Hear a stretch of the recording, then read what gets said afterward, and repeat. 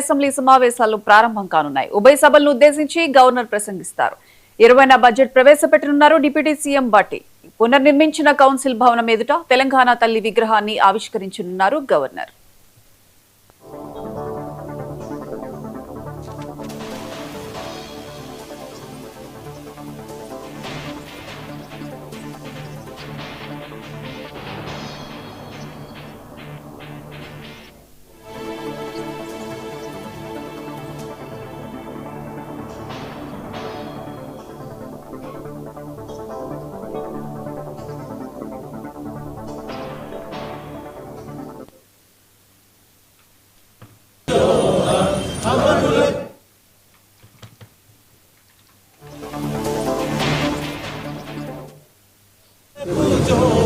जोहार तेलंगाना अमर वीरुलकु जोहार जोहार जोहार तेलंगाना अमर वीरुलकु जोहार जोहार जोहार तेलंगाना विद्यार्थी अमर वीरुलकु जोहार जोहार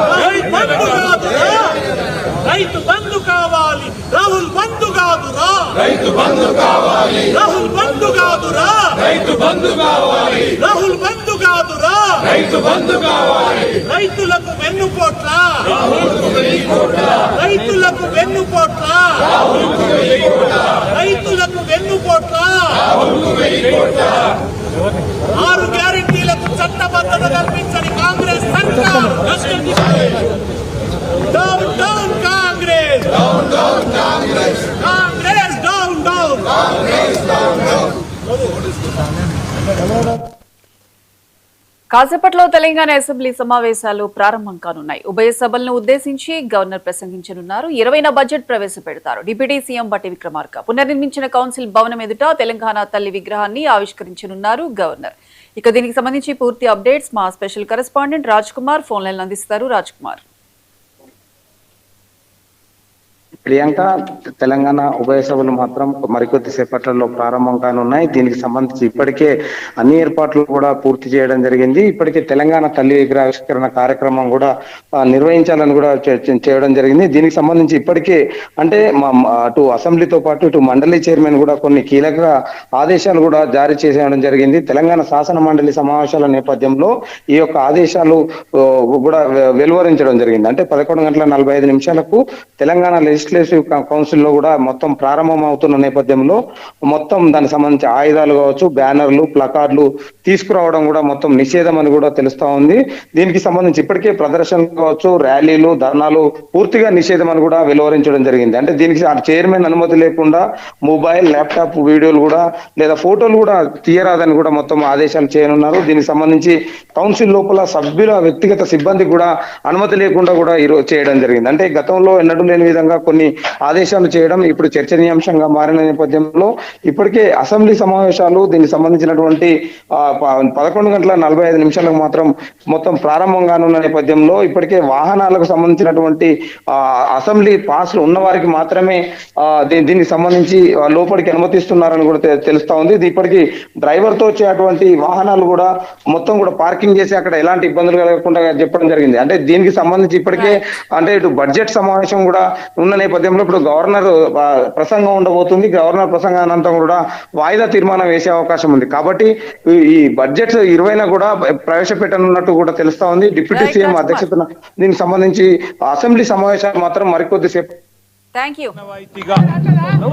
ఏ అమరవీరుల త్యాగాల వల్లనైతే తెలంగాణ రాష్ట్రం సిద్ధించిందో వారి స్ఫూర్తిని గుర్తు చేసుకుంటూ వారి త్యాగాలకు మరొకసారి ప్రణమిల్లుతూ ఇవాళ మా పార్టీ యొక్క శాసనసభా పక్షం మొత్తం గౌరవ శాసనసభ్యులు, శాసన మండలి సభ్యులు అందరం కూడా ఈ బడ్జెట్ సమావేశాల ప్రారంభోత్సవం సందర్భంగా మరి ఇక్కడ తెలంగాణ అమరవీరులకు, విద్యార్థి అమరవీరులకు నివాళులు అర్పించి సమర్పించి ఇవాళ శాసనసభ సమావేశాలకు హాజరు కాబోతా ఉన్నాం.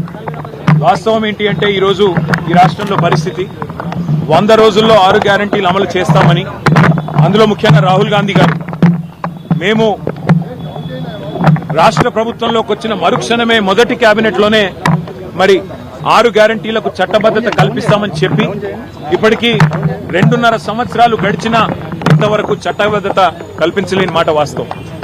మొట్టమొదటి గవర్నర్ ప్రసంగంలోనే ఆనాడే రాష్ట్ర ప్రభుత్వం చెప్పింది, ముఖ్యమంత్రి గారు సంతకం పెట్టారు, ఇంకా అప్పుడు తమిళిసై సౌందరరాజన్ గారు గవర్నర్ గా ఉన్నారు, వారి నోటంబడ చెప్పించారు. రాష్ట్ర ప్రభుత్వం వెంటనే చట్టబద్ధత కల్పిస్తుందని చెప్పి వారు ఆనాడు చెప్పినప్పటికీ ఇప్పటికి 2.5 సంవత్సరాలు, ఇది 3వ గవర్నర్ ప్రసంగం, ఇంతవరకు 6 గ్యారంటీలకు చట్టబద్ధత లేదు. అట్లాగే విచిత్రమైన విషయం, ఇవాళ పంటలు నాట్లేసేటప్పుడు నిజానికి కేసీఆర్ గారి టైంలో రైతు బంధు పడేది, కానీ వాళ్ళ పంటలు కోతలకు వచ్చినా రైతు బంధు దిక్కులేదు. ఇంతవరకు రాష్ట్ర ప్రభుత్వం నుంచి ఒక స్పష్టత, ఒక సమాధానం లేదు. అందుకే రాహుల్ బంధు కాదు, రైతు బంద్ వేయండి, రాహుల్ కు 1000 కోట్లు, రైతులకు వెన్నుపోట్ల అని చెప్పి ఈ సభ సమావేశాల్లోనే, బడ్జెట్ సమావేశంలో తప్పకుండా నిలదీస్తాం. అట్లాగే అన్ని వర్గాలకు హామీలు ఇచ్చి మోసం చేసిన ప్రభుత్వం ఇది. బలహీన వర్గాలకు 1,00,000 కోట్ల బడ్జెట్ అన్నారు 5 ఏళ్లలో, మరి 2 బడ్జెట్లు అయిపోయినాయి, ఇది 3వ బడ్జెట్. ఈ పాటికి 60,000 కోట్లు పెట్టి ఉండాలి, మరి ఇంతవరకు దాని మీద కూడా స్పష్టత లేదు. అట్లాగే ఎస్సీ ఎస్టీలకు అంబేద్కర్ అభయహస్తం ప్రవేశపెడతామన్నారు, మరి 12 లక్షలు ఇస్తామన్నారు దళిత బంధు స్థానంలో, ఇంతవరకు అది అతిగతి లేదు. 2 లక్షల ఉద్యోగాల ఊసు లేదు, ఇంతవరకు 10,000 ఉద్యోగాలు ఇచ్చిన పరిస్థితి లేదు. అట్లాగే ఇక 6 గ్యారంటీలకైతే మంగళం బాడినట్టే కనబడుతున్నది. మరి మహిళలు ఎదురు చూస్తున్నారు రాష్ట్ర వ్యాప్తంగా, 2,500 100 రోజుల్లో ఇస్తామన్నారు, ఎప్పటి నుంచి ఇస్తారని. ముసలి వాళ్ళు ఎదురు చూస్తున్నారు, పెద్ద మనుషులు 4,000 పెన్షన్లు ఎప్పటి నుంచి వస్తాయని. రైతులు రైతు భరోసా కోసం, రైతు బంధు కోసం ఎదురు చూస్తా ఉన్నారు. రైతు కూలీలు నెలకిస్తానన్న 1,000 రూపాయల కోసం ఎదురు చూస్తా ఉన్నారు. ఆటో అన్నలు ఎదురు చూస్తా ఉన్నారు 1,000 రూపాయల కోసం. ఈ అన్ని విషయాల్లో ముఖ్యంగా తెలంగాణ విద్యార్థులు 10,000 కోట్లు ఫీజు రీయింబర్స్మెంట్ బకాయిలు ఏదైతే గవర్నమెంట్ చెల్లించాలో వాటి విషయంలో కూడా మొత్తం విద్యార్థులు, వారి తల్లిదండ్రులు ఎదురు చూస్తా ఉన్నారు. ఈ అన్ని విషయాల్లో జాబ్ క్యాలెండర్ అన్నారు, ఇంతవరకు ఆ క్యాలెండర్ లో మరి ఉత్త క్యాలెండర్ ఉంది తప్ప జాబులు అయితే కనబడతలేవు. ఈ అన్ని విషయాల్లో తప్పకుండా ప్రభుత్వాన్ని శాసనసభ సమావేశాల్లో నిలదీస్తాం, నిగ్గదీస్తాం. ఎక్కడ పోతున్నాయి డబ్బులని అడుగుతాం. మరి కేసీఆర్ గారు కట్టిన ఇల్లు పెట్టిన పోయినట్టు మీకు బ్రహ్మాండమైన వడ్డిచ్చిన విస్తర్ లాంటి రాష్ట్రాన్ని మీకు అప్పచెప్తే ఇలా మీరు ఏం చేస్తున్నారు, ఆర్థిక అరాచకం చేస్తా ఉన్నారన్న విషయాన్ని కూడా వారిని నిలదీస్తాం. రిటైర్డ్ ఎంప్లాయీస్ కనీసం బెనిఫిట్స్ ఇవ్వలేని దుస్థితిలో ఈ రాష్ట్ర ప్రభుత్వం, ఇవాళ రాష్ట్రం ఉన్నది అంటే దానికి కారణం ఖచ్చితంగా ఫైనాన్షియల్ మిస్మేనేజ్మెంట్. తెలంగాణను ఒక ఏటీఎం గా మార్చి ఏఐసిసికి సమర్పించుకునే దాని మీద ఉన్న శ్రద్ధ ఈ రాష్ట్రంలోని పేదల మీద లేదు అనేది తప్పకుండా రాష్ట్రంలోని ప్రతి పేదవాడి తరపున ఈ ప్రభుత్వాన్ని నిగ్గదీస్తాం, నిలదీస్తాం. మరి ఈ శాసనసభలో, శాసన మండలిలో తప్పకుండా ప్రజల తరపున పోరాడతామని తెలియజేస్తూ థ్యాంక్ యూ.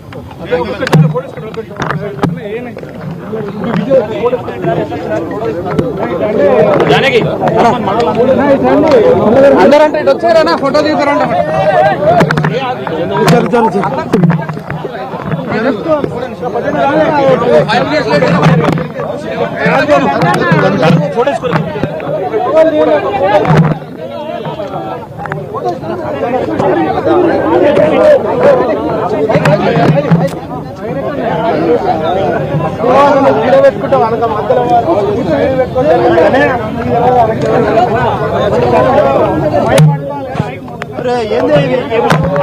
ఈ కేబుల్స్ పట్టుకుని కళలు ఇస్తాడు ఇట్లా.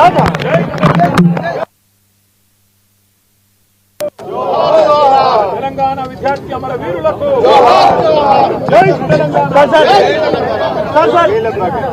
రైతులకు వెన్నుపోట్ల రాహుల్కు 1000 కోట్ల, రైతులకు వెన్నుపోట్ల రాహుల్కు 1000 కోట్ల. రాహుల్ బంధు కాదురా, రైతు బంధు కావాలి, రాహుల్ బంధు కాదురా, రైతు బంధు కావాలి.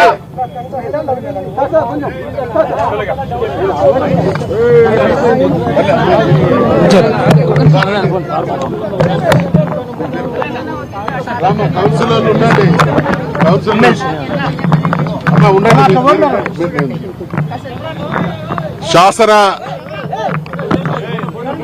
శాసన మండలి వేదికగా గడచిన 26-27 మాసాల కాంగ్రెస్ పార్టీ దుర్మార్గాన్ని, ప్రజలకిచ్చినటువంటి హామీల అమలు చేయడంలో జరుగుతున్నటువంటి ఘోరమైనటువంటి వైఫల్యాన్ని శాసన మండలి వేదికగా ప్రశ్నిస్తాం. ఈ ప్రభుత్వాన్ని నిలదీస్తాం. ఈ ప్రభుత్వం అంటే అబద్ధాలు. ఈ ప్రభుత్వం అంటే అణచివేత, ఈ ప్రభుత్వం అంటే అవినీతి, ఈ ప్రభుత్వం అంటే అప్పుల కుప్పలు. 2.5 సంవత్సరాలు గడుస్తున్నటువంటి సమయంలో మేనిఫెస్టో సందర్భంగా డిక్లరేషన్ల పేరిట అనేక హామీలు ఇచ్చినటువంటి కాంగ్రెస్ ప్రభుత్వం, రేవంత్ రెడ్డి నిర్వాకం ఏ ఒక్క వర్గ ప్రయోజనం కోసం కూడా ఇచ్చినటువంటి హామీలను నెరవేర్చినటువంటి దాఖలాలు లేవు. కాబట్టి శాసనసభను, శాసన మండలిని వేదికగా చేసుకొని ఖచ్చితంగా నిలదీస్తాం. అయితే ఈ ప్రభుత్వానికి ఉన్నటువంటి దుర్మార్గపు విధానం ఏంటంటే పలాయనం చిత్తగించడం, ఎదుటి వాళ్ళ నోళ్లను మూసివేయడం. ఏది ఏమైనా ఒక విషయాన్ని మాత్రం ఈ ప్రభుత్వానికి గుర్తు చేస్తా ఉన్నాం. తక్కువ మందిని ఎక్కువ కాలం, ఎక్కువ మందిని తక్కువ కాలం, అందరినీ ఎల్లకాలం మోసం చేయడం, ద్రోహం చేయడం సాధ్యం కాదు. కాబట్టి ఖచ్చితంగా ప్రభుత్వం నిగ్గుదేల్సి ప్రజల పక్షాన బీఆర్ఎస్ పార్టీ అంటే నిఖార్సుగా తెలంగాణ ప్రయోజనాల కోసం, తెలంగాణ ప్రజల కోసం పాటుపడేటువంటి పార్టీ. కాబట్టి మేము ఆనాడు ఉద్యమ సమయంలో మాకు స్ఫూర్తి అమరవీరులు, జీవితంలో త్యాగాలకు వెరువక తెలంగాణ ప్రయోజనాలే ఏకైక లక్ష్యంగా పనిచేసేటువంటి పార్టీ బీఆర్ఎస్ పార్టీ. కాబట్టి ఇవాళ అమరవీరుల సాక్షిగా ఆనాడు ఉద్యమ స్ఫూర్తితో తెలంగాణ కోసం ఏ రకంగానైతే కొట్లాడినామో, శాసనసభ, శాసన మండలి వేదికగా తెలంగాణ ప్రజల ప్రయోజనాల కోసం, ఈ ప్రభుత్వం ఇచ్చినటువంటి హామీలను నెరవేర్చడం కోసం నిగ్గదీస్తామనేటువంటి విషయాన్ని తెలియజేస్తా ఉన్నాం. జై తెలంగాణ.